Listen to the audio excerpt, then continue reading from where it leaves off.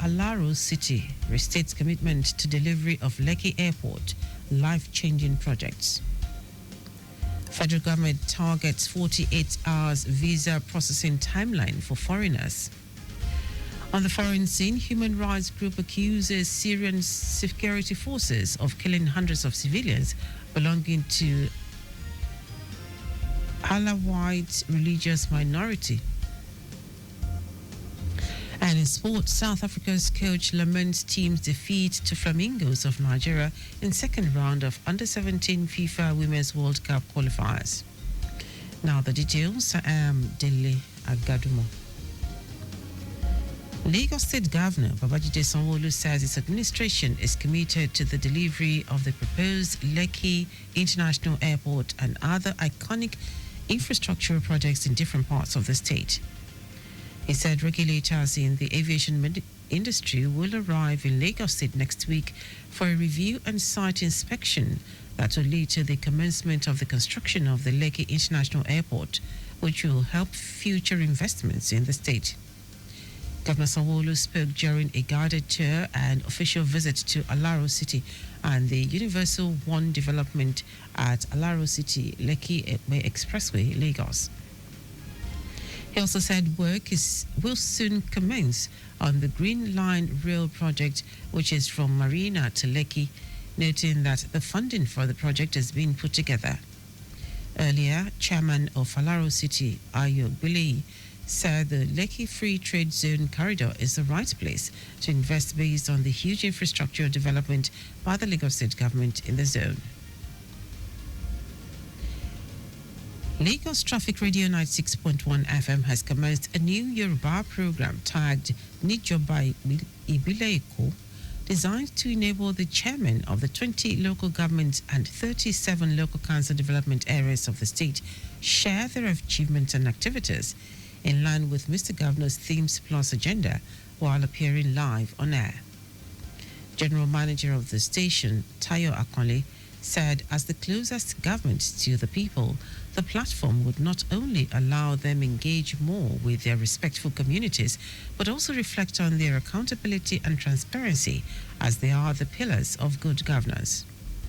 The statement, which stressed the importance of feedback in government decision-making process, stated that the platform will serve as feedback channel for them.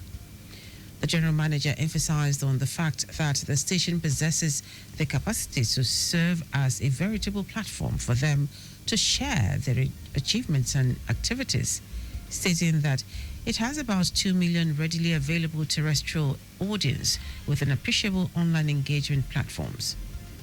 The program, which comes up between 3 p.m. to 4 p.m., would be aired daily, just as the general manager enjoined chairmen of local government and local council development areas to take advantage of the platform provided by the station through appearing live on air as scheduled to showcase their achievements and activities, reflecting the agenda of Governor Babajide Sanwo-Olu's administration. The Lagos State Domestic and Sexual Violence Agency, DSVA, in partnership with the Rule of Law and Anti-Corruption Program, ROLAC, supported by the European Union and implemented by International IDEA, hosted the International Women's Day 2025 in honor of survivors.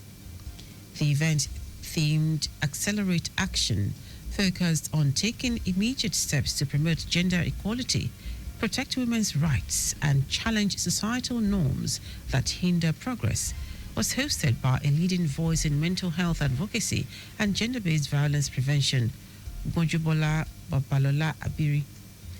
In her welcome address, Executive Secretary, Lagos State Domestic and Sexual Violence Agency, Titilola Vivo Adeniyi, described the International Women's Day as a period dedicated to celebrate the strength, resilience, and triumphs of women around the world, especially the survivors of sexual and gender-based violence.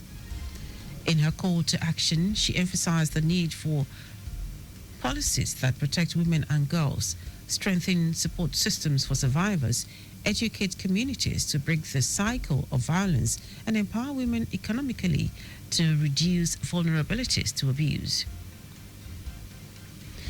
In a significant display of commitment to human capital development, the Lagos State Ministry of Establishments and Training has, within the first 2 months of 2025, successfully conducted 5 high-impact training programs for officers of the State Civil Service between grade levels 13 and 17. Commissioner for Establishments and Training, Afolabi Ayotayo, expressed immense satisfaction with the ministry's progress, emphasizing that the government remains committed to promoting a highly skilled and adaptable workforce. Ayotayo said the rapid execution of the training programs is a demonstration of the state government's resolve to build a public service that is not only competent but also progressive. The Nigerian Railway Corporation, NRC, has celebrated female passengers on the occasion of the 2025 International Women's Day with a heartfelt tribute at Mobolaji Johnson train station in the Lagos district. Managing Director and CEO of the NRC, Kayode Okwefa, who presented a special token of appreciation to attendees, said marking the occasion is in recognition of women's contribution to the growth of the corporation. Okwefa noted that the ceremony also served as a reminder of the importance of empowering women and accelerating progress towards gender equality. Now to the rest of the stories. The federal government is targeting 48-hour maximum visa processing timeline for foreigners coming into Nigeria. Minister of Interior Olubunmi Tunji-Ojo stated this while declaring open a training session on e-visa for 162 officers drawn from various formations across the country in Abuja. Tunji-Ojo urged participants to buckle down for the task ahead. Speaking earlier, the Comptroller General, Nigerian Immigration Service, Kemi Nananandab, described the training exercise as significant, adding that the selected officers have been thoroughly vetted. The Association of Resident Doctors, ARD, at Ladoke Akintola University of Technology Teaching Hospital, Ogbomoso, Oyo State, has declared an indefinite strike. The notice signed by the ART President Stephen Adedokun and the General Secretary Adedapo Mustafa expressed dissatisfaction over the failure to meet their demands. The demands of the doctors include the non-payment of the minimum wage despite implementing it for other health workers in the state, a significant shortfall in the February salary in breach of the agreement that was reached during the management meeting with the unions, deduction of insurance indemnity without the association's approval, neglect of repairs of dilapidated coal rooms despite appeals, gross manpower shortage across all departments, among others. Speaking with journalists, Adedokun said the doctors had written Governor Seyi Makinde several times, but nothing was done regarding their demands. Now to foreign news. Syrian security forces are alleged to have killed hundreds of civilians belonging to the Alawite religious minority in continuing violence along the country's coast. The British-based Syrian Observatory for Human Rights, SOHR, said some 745 civilians had been killed in around 30 massacres targeting Alawites. The SOHR said a total of more than 1,000 people have been killed in the past 2 days in what it described as the worst violence in Syria since rebels toppled the Assad regime in December. Alawites, whose sect is an offshoot of Shia Islam, make up around 10% of Syria's population, which is majority Sunni Muslim. The United Nations Special Envoy for Syria, Geir Pedersen, said he was deeply alarmed by very troubling reports of civilian casualties in Syria's coastal areas.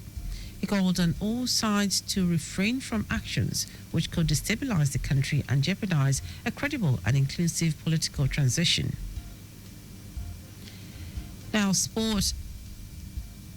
Botswana of South Africa head coach Tomfifuti Khumalo has expressed disappointment with her team's performance against Nigeria. South Africa lost 3-1 to the Flamingos in the first leg of the 2025 FIFA Under-17 Women's World Cup second round qualifying tie at the Lucas Muripe Stadium, Pretoria. Harmony Chidi bagged a brace for Nigeria, while Shakirat Moshood scored the other goal.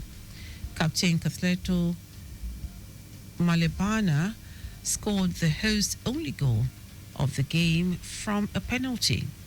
Kamalo praised his players for their spirited effort despite their defeat.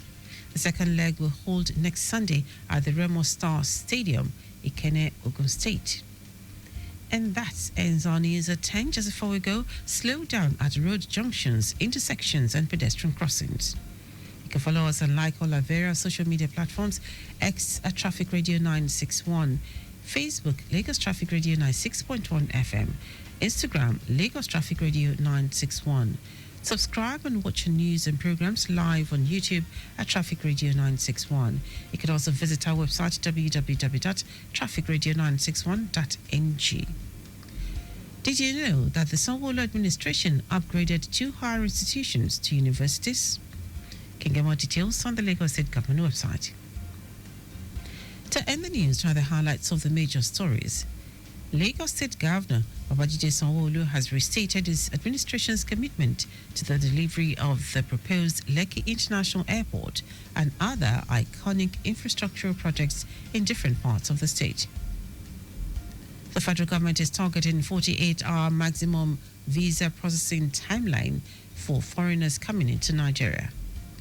We also told you that human rights groups has accused Syrian security forces of killing hundreds of civilians belonging to the Alawite religious minority in continuing violence along the country's coast.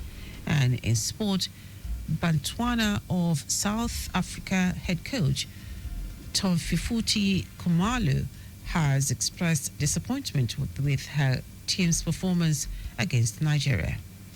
For contact with the newsroom, send a message to info@trafficradio961.ng. That is the news broadcast compiled by Kayode Mafolashiri. I am Dele Agadumo. Good morning. Thank you for listening.